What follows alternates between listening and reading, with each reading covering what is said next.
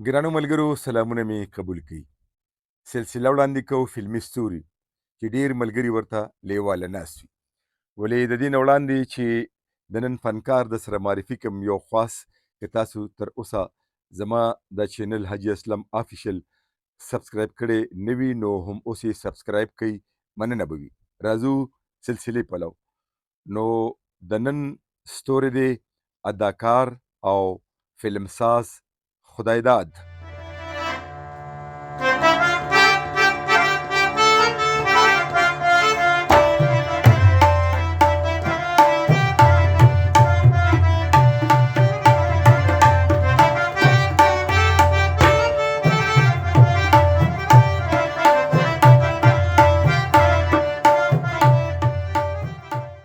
اول د خدایداد پیژنګلو. خدایداد په کال 1904 کې چمن سره خوا کې په کوبا نومي کلي کې د حاجي جمعه خان کره سترګې وغړولې. د جمعه خان درې زامن دي، مشر حبیب الله خان، ورپسې عنایت الله خان او کشر خدایداد دی. حاجي جمعه خان د خپل علاقې سپین روبې او مخاوريز پښتونو د پیشې په لحاظ سره جیدادمن او زمیدارو غوښتلې چې بچي اعلی تعلیم ترلاسه کړي.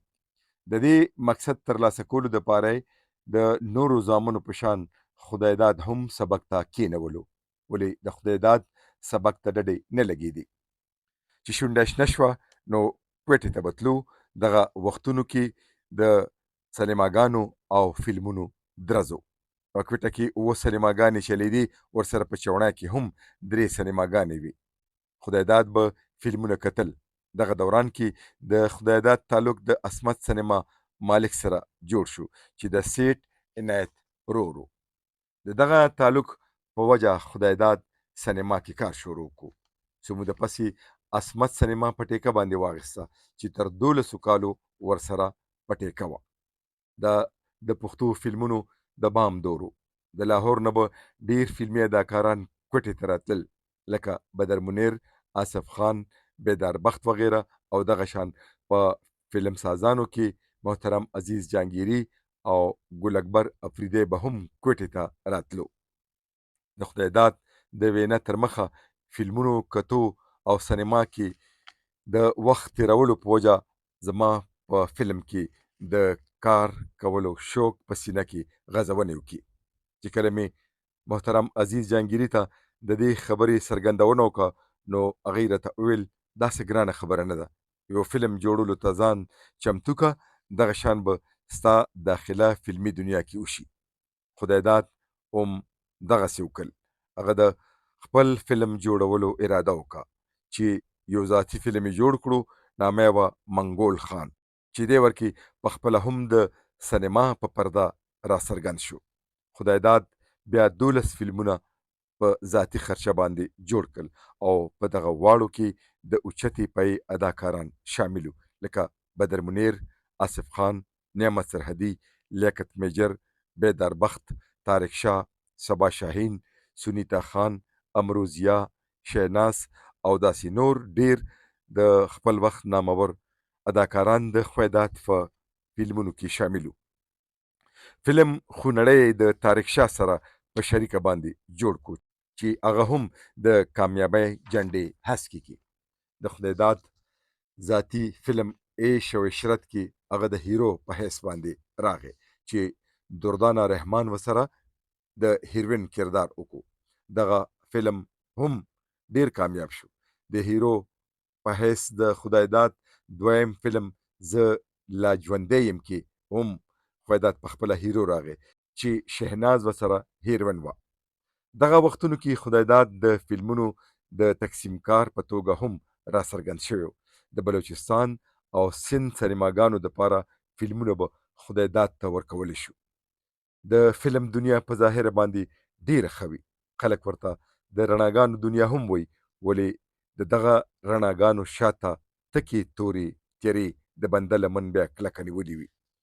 موقع ته ګوري او چې کله هم دغه تیرې په رڼا کې بدلې شي، یعنې غالبې شي په رڼاګانو باندې، نو بنده د مشکلاتو سره مخ کی. فلمي دنیا کې ډیرو خپل جیدادونه او مال حال بیلودی دی. د فلم اداکار، هدایتکار، فلمساز که په ماڼۍ کې اوسیږي ولې د ژوند اخیري پړاو کې ورسره دغه هر څه بېوفایي وکړي یا څادر په اوږه تشه جوله واپس خپل کور ته د فلمي دنیا نه بیرته راشي او که څوک تر اخیري وخته پورې پاتې شي نو د محل په ځای د څو مرلو په خپل کور یا د کرای په کور کې د ژوند سفر تمام شوی وي. خدای داد تقریبا 45 فلمونو کې په خپله کار هم کړی دی او تقسیم کاري هم کړې ده او بیا شاید فلم پروډکشن سره خپلې اړیکې برابر کړي. په دغه اداره کې بیا په ډیرو فلمونو کې د هیرو په توګه خپل جوهر وښودل.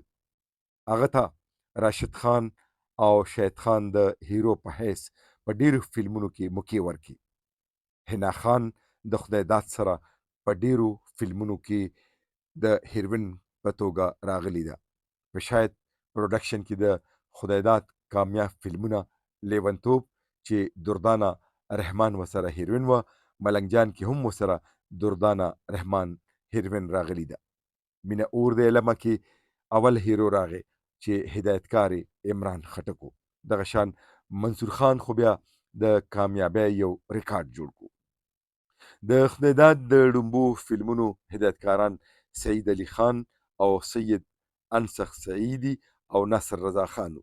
یاد دی چې سید علي خان اوس خپل یاداشت بللی دی او سید انسخ سعیدي او ناصر رضا خان په حق رسیدلی دي. خدای داد د کال 2000 نه واخلي تر کال 2021 پورې فلمي دنیا سره وابسته و. دغه اخیری فلم دستخوشو چې په خپل عمر کې راغلی هغه سره په کوټه کې 2 سینماګانې په ټیکه وي، یوه عصمت او بله پیراډایز چې اوس سره د دغه سینماګانو په کوټه کې ټولې سینماګانې ړنګې شوي دي او د هغې په ځای دنګ دنګ عمارتونه او پلازې جوړې شوي دي. خدای داد وایي چې یو خو زه ناروغۍ ونیوم او بل مې یو ورور وفات شو، بس نو د هر څه نه مې زړه موړ شو. الله را باندې فضل وکړو او حج مبارک ته لاړم او داسې مې د فلمي دنیا سره خپل مزي وشلول. اوس خدای داد په کوټه کې خپل روزګار کوي. شکر دی د ګاډو شروع مې دی چې ښه د سکون ژوند تیری. خدای داد واده په خپله کورنۍ کې کړی چې 6 زامن او 2 لوڼه خدای پاک ورکړي دي. ما چې کله په سیټ عنایت پروګرام را جوړولو نو ګران ملګري نصیب الله خان راته د سیټ عنایت په هکله ډېر معلومات او ورسره د هغه تصویران او د فلمونو پوسټر هم راکړي. نو همدغه نصیب الله خان ملګري راته د خدای داد په هکله وویل چې په ډېرو فلمونو کې ښه کردارونه لوبولی دي. د هیرو نه سربیره د پولیس افسر کردار ډېر په زړه پورې انداز باندې کړی دی. نصیب الله خان ورور راته د خدای داد ډیر عکسونه او دغه د فلمونو پوسټر هم راکړي چې مننه کوم. د خدای داد د ځینې مشهورو فلمونو نامې دا دي: منګول خان، عیش او عشرت، زه لا ژوندی یم، خونړی، دستخوش، لیونتوب، منصور خان، ملنګانو سره مه شېړه، مینه اور دی لمه، ملنګ جان، فخر افغان، جوارګر، داغ، ننګیالي، بدماشي به منې، توریالي، بدماشي نه منم، دعا راته کوه، مینې دې ملنګ کم، چرسي، زړه لیونی دی، مه شېړه نادانه، سره لوپټه چې د خدای داد وړومبی فلم او ورکې ورکوټې کردار کړی او ناصر رضا خان د هغې هدایتکار او داسې نور ډېر فلمونه دي چې ښاغلي خدای داد ورکې ډېر ښه کردارونه لوبولی دي. خدای داد تل په فلم کې د فحاشۍ او اوریانۍ نه ډډه کړې ده. که داسې کم سین راغلی هم دی نو خدای داد د هغې نه انکار کړی دی. خدای داد دروند پښتون او مینه ناک انسان دی. فلم کې هیرو راتلو د هغه نه خپله پښتو اړوم هیره نه کړه. د مروت نه ډک انسان دی. خدای داد چرم چا سره سخته خبره قدر نه ده کړې او نه ورکې لکه د ځینې اداکارانو په شان غرور او تکبر راغلی دی. هسې هم د کوټې پښتانه په خوی خصلت باندې درانه، بې کبره مینناک، پاسه او میلمپال خلک دي.